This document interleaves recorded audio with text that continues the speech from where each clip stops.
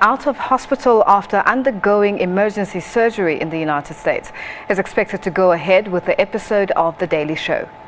He took over as a host of the show from Jon Stewart in September. Earlier we spoke to our correspondent in New York, Nick Harper, about Noah's situation.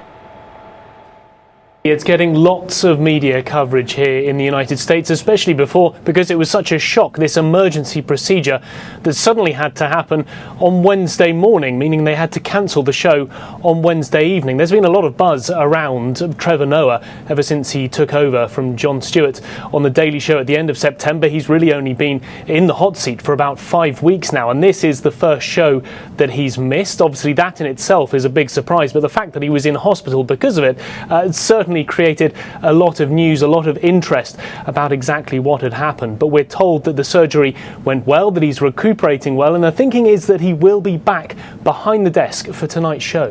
What? So like a day, 2 days off? I mean, it's quite incredible. He had his appendix out. This is major surgery. In theory, he would have had general anaesthetic. He would have been knocked out in the operating room, and then had his appendix out. It's not something that you get over very quickly. I mean, they do say that laughter is the best medicine, but if you've had an appendectomy, the last thing you really want to do is laugh. It's very, very painful.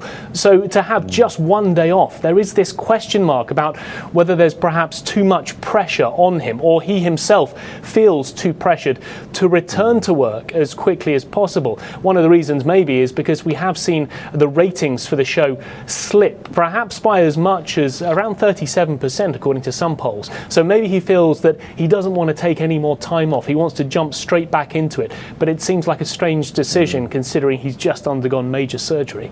So it does seem that he's managed in a short space of time to endear himself a little bit into the American community. We're seeing celebrities tweeting and wishing him well.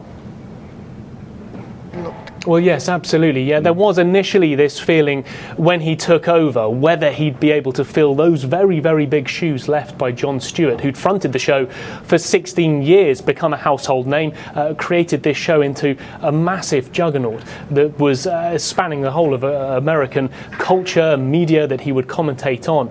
Initially, critics didn't think he was doing that well, but they have warmed to him.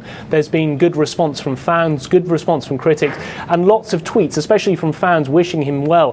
Comedy Central, who put out the show, tweeted him to say that he should have a speedy recovery. And Jimmy Fallon, another late night show host on one of the other channels here in the US, said to tell everyone at the hospital, hey, and telling him that he should get better soon.